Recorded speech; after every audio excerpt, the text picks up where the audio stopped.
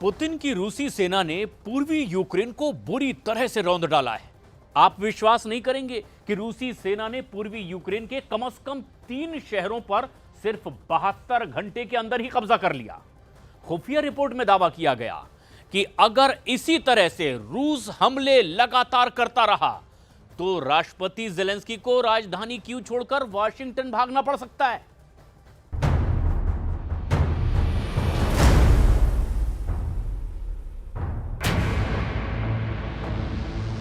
Ура!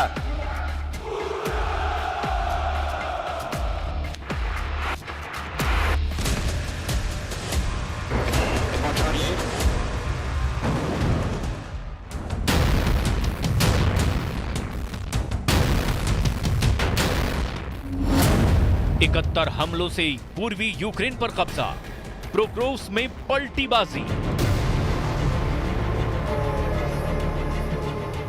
Putin की रूसी सेना ने कमाल कर दिया। 1070 दिन से ज्यादा की जंग में पहली बार पुतिन ने जेलेंस्की के यूक्रेन को गर्दन से पकड़ लिया। यूक्रेन का चिकन नेक कहा जाने वाला पोक्रोव्स्क रूसी सेना के कब्जे में आने वाला है, जबकि पूर्वी यूक्रेन के रणनीतिक रूप से सबसे अहम गांव नोवोवासिलिव्का में रूसी पलटनों ने कब्जा कर लिया है। हम आपको पिछले 24 घंटे में रूस यूक्रेन जंग की वो हैरान कर देने वाली खबरें दिखा रहे हैं, जिसमें अब दावे किए जा रहे हैं कि जब से डोनाल्ड ट्रंप अमेरिका के राष्ट्रपति बने हैं, उसके बाद से पुतिन ने पूर्वी यूक्रेन को पूरी तरह से रौंद डाला है। और हालात अब ये हो गए हैं कि पूर्वी यूक्रेन से लेकर के दक्षिण पश्चिमी यूक्रेन तक रूस ने पिछले 36 घंटे में 525 से भी ज्यादा जमीनी और हवाई हमले किए हैं। हम आपको वॉर जोन से आ रही हर खबर की डिटेल दिखाने जा रहे हैं, जहां रूसी हमलों की आग में दक्षिण पश्चिम यूक्रेन का ओदेसा शहर पूरी तरह से जल रहा है। धुआं धुआं हुआ ओदेसा, नोवोवासिलिव्का पर कब्जा।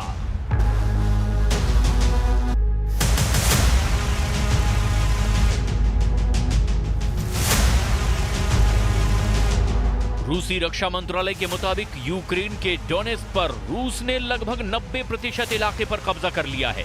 बाकी 10% इलाके पर जल्द ही कब्जा हो सकता है। इसके लिए रूस ने पूरी ताकत झोंक दी है। डोनेस्क के तोरेस्क में रूसी सेना जबरदस्त हमले कर रही है और इसी के साथ रूसी सेना ने कई और फ्रंट पर जबरदस्त हमले किए।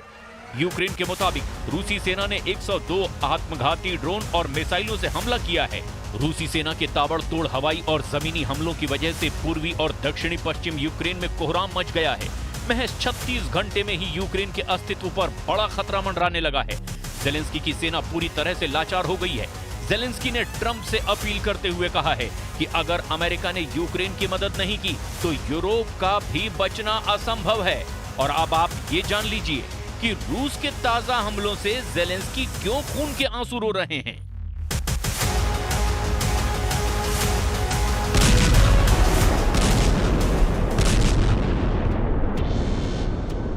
रूस की मिसाइल और ड्रोन ब्रिगेड ने रूस की पैदल सेना के साथ मिलकर के पूर्वी यूक्रेन पर भीषण हमले किए हैं। वॉर जोन से आ रही रिपोर्ट्स के मुताबिक रूसी सेना ने पूर्वी यूक्रेन के नोवोवासिलिव्का गांव पर पूरी तरह से कब्जा कर लिया है। कहने को तो नोवोवासिलिव्का गांव है, लेकिन रणनीतिक रूप से ये गांव यूक्रेन के लिए बहुत महत्वपूर्ण था, जिस पर रूसी सेना ने अब कब्जा कर लिया है। पूर्वी यूक्रेन के डोनेस्क इलाके के इस गांव में रूस के हजारों सैनिक, तोप, टैंक और रॉकेट ब्रिगेड और बख्तरबंद वाहन भी पहुंच चुके हैं।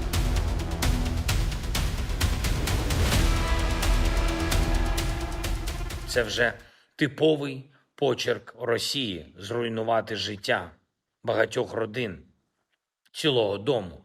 І кожен такий російський удар потребує відповіді світу. Терор не можна залишити безкарним. Найбільш ефективно підтримувати наших людей, нашу державу, зберігати тиск на Росію і не піддаватись московським маніпуляціям, чи то політичним, чи то в медіа. Треба примушувати Росію до миру тільки там. Причина війни. Вона в Росії. 11 किलोमीटर दूर पोक्रोव्स्क, 71 हमलों से दहला यूक्रेन।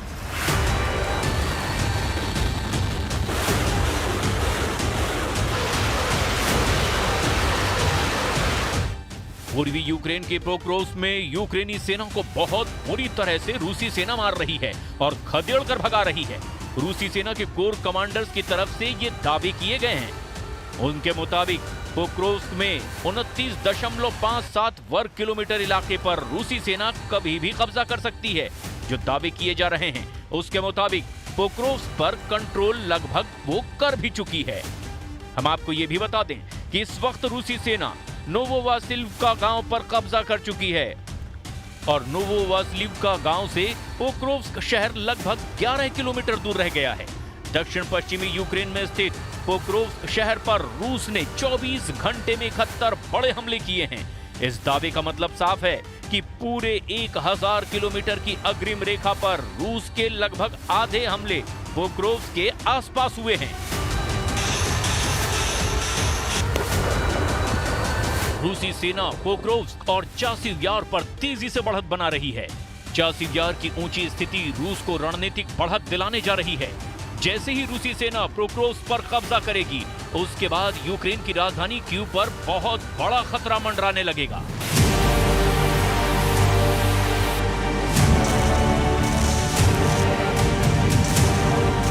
रूस ने अचानक यूक्रेन पर भीषण हमले क्यों और कैसे शुरू किए हैं, जरा इसे भी जान लीजिए। लगभग 300 घंटे पहले रूस पर यूक्रेन की मिसाइल ब्रिगेड ने 432 मिसाइल हमले किए, जिसमें लगभग 800 से 1000 मिसाइलें इस्तेमाल की गई। इसके अलावा रूस की तेल रिफाइनरी और तेल डिपो को भी यूक्रेनी ड्रोनों ने तबाह कर दिया था।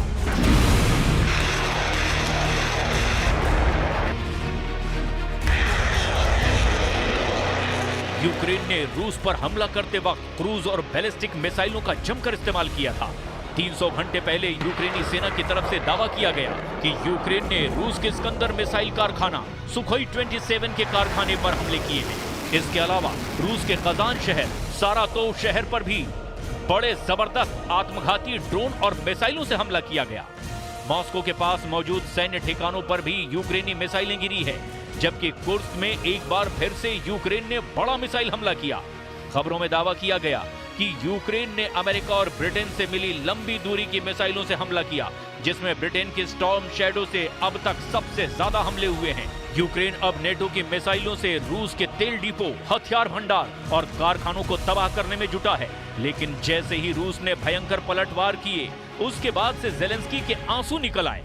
यूक्रेन के सुमय और ओदेसा का हाल देखकर यूक्रेन और नेटो की रूह कांप गई है। यूक्रेन के 2 इलाके ओदेसा और सुमय में रूसी हमलों ने कोहराम मचा दिया है। इन दोनों ही शहरों में रूसी हमलों की वजह से भारी तबाही देखी गई।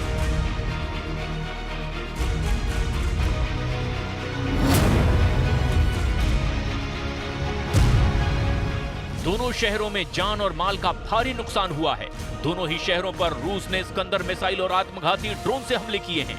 31 जनवरी को खबर आई कि सुमय में हुए रूसी हमलों में दर्जन भर लोग मारे गए हैं।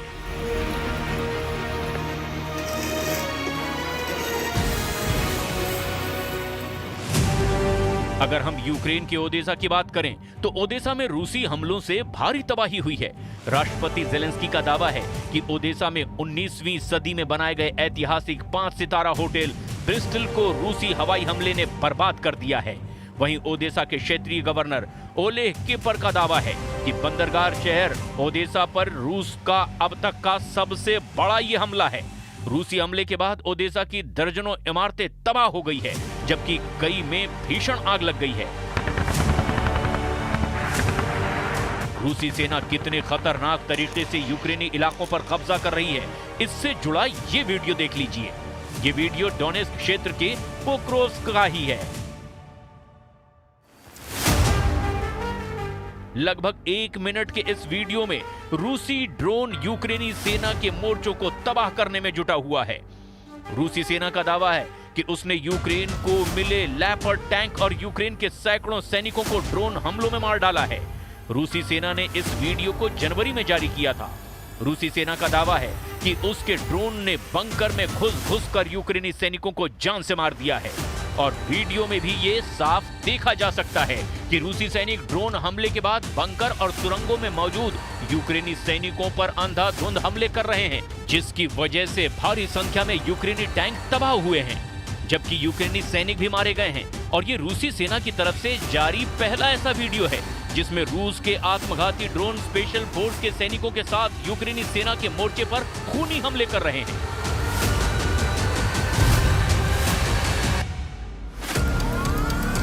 अब ऐसे हालात में आप अंदाजा लगा सकते हैं कि रूस यूक्रेन में भारी जीत के कितने करीब पहुंच चुका है।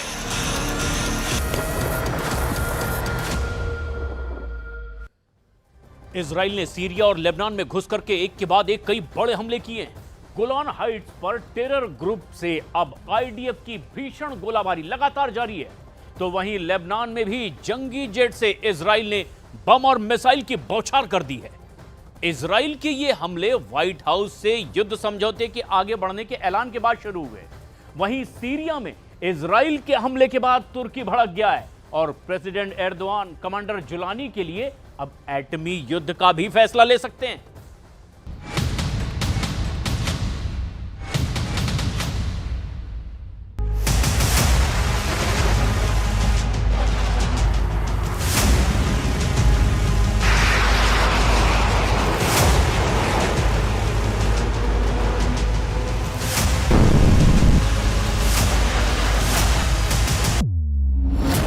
नंबर 1, बेका घाटी लेबनान, जंगी जेट से हवाई हमला।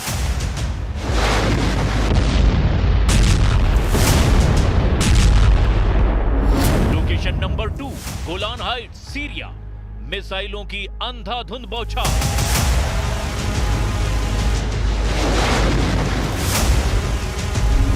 लोकेशन नंबर 3, प्रेसिडेंशियल हाउस, दमिश्क, टॉप टारगेट। सीरिया और लेबनान में फिर बरसा बारूद, फिर मची तबाही। लेबनान में जंगी जेट के हमले से आया बारूदी बवंडर। सीरिया में गोलाबारी से जल उठा माउंट हार्मोन। जब इजराइल अपने जंगी जेट से बारूद बरसाता है तो तारीख लिखी जाती है। तबाही की, दुश्मन के खात्मे की। कई मुल्कों को इजराइल ये बताता है कि उसके दुश्मन कहीं भी छिपे हों, कितनी भी सुरक्षा बंदोबस्त कर लें, धरती के नीचे तहखाने में ही क्यों ना घुस जाएं, इजराइल उनका सफाया करके ही रुकता है। नेतन्याहू आर्मी अपना टारगेट कभी मिस नहीं करती। अगर टारगेट हाई प्रोफाइल है तो प्लानिंग उतनी ही फुल प्रूफ होती है। हमास से समझौते के बाद इजराइल का टॉप टारगेट अब सीरिया में है, जहां युद्ध का माहौल जंगी जेट से बारूद बरसाकर इजराइल ने कर दिया है। यह हमला अमेरिका की सीरिया में एयर स्ट्राइक के अगले ही दिन अंजाम दिया गया है, जिससे यह साफ है कि अब सीरिया में बारूदी बखेड़ा बड़ा होगा, पहले से कहीं विध्वंसक और विनाशकारी भी साबित होगा। इजराइल डिफेंस फोर्सेज ने ऐलान कर दिया है कि उन्होंने गोलान हाइट्स में मिलिट्री ऑपरेशन शुरू किया है। इजराइल ने हमला टर्नजे गांव के पास किया है, जहां टेरर ग्रुप और आईडीएफ के बीच भीषण गोलीबारी हुई है। इजराइल ने सीरियाई गोलान में इस्लामिक रेजिस्टेंट फ्रंट के खिलाफ युद्ध शुरू कर दिया है। ये ग्रुप दिसंबर में बशर अल असद के पतन के बाद सीरियाई सोशल नेशनलिस्ट पार्टी ने बनाया है। आईआरएफएस पर अहमद अल शरा यानी कमांडर जुलानी की नई सरकार ने कोई भी एक्शन नहीं लिया है, जबकि इजराइल दावा करता है कि उसके खिलाफ आईआरएफएस बड़ा खतरा बनता जा रहा है। Thank you, President Trump, for keeping your promise to give Israel the tools it needs to defend itself, to confront our common enemies, and to secure a future of peace and prosperity. Israel Syria में सिर उठा रहे अपने दुश्मन को खत्म करने में जुटा है। सीरिया में इजराइल के बड़े हमले का सिग्नल कुछ दिन पहले ही मिल गया था, जब हार्बोन पहाड़ पर रक्षा मंत्री कार्ट्स ने खुद जाकर सैन्य तैयारियों की जानकारी ली थी।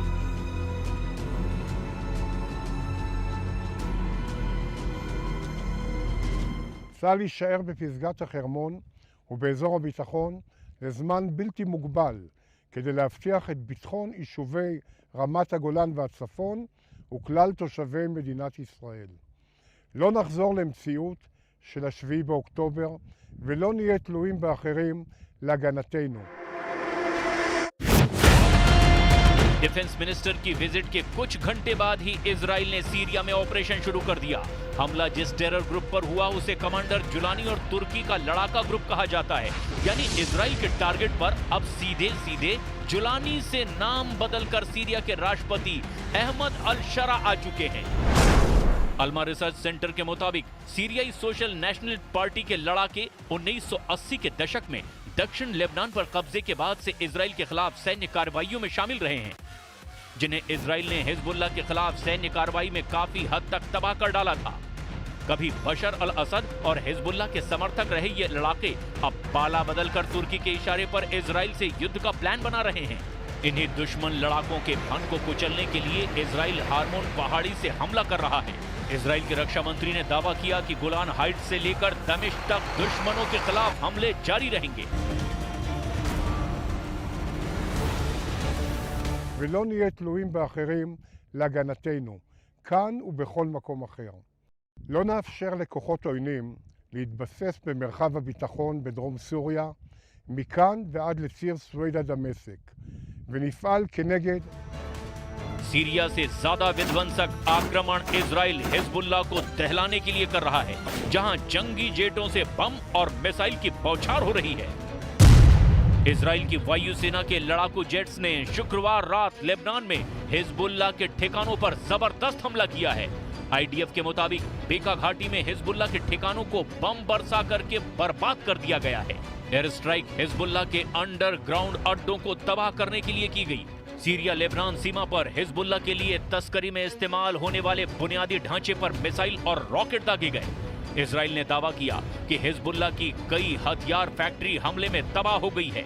इजराइल और लेबनान के बीच युद्ध विराम विस्तार के बाद ये आईडीएफ का पहला हवाई हमला है, जिसमें जंगी जेट का भी इस्तेमाल किया गया। इजराइल को हमले की वजह हिजबुल्लाह लड़ाकों ने दे दी है।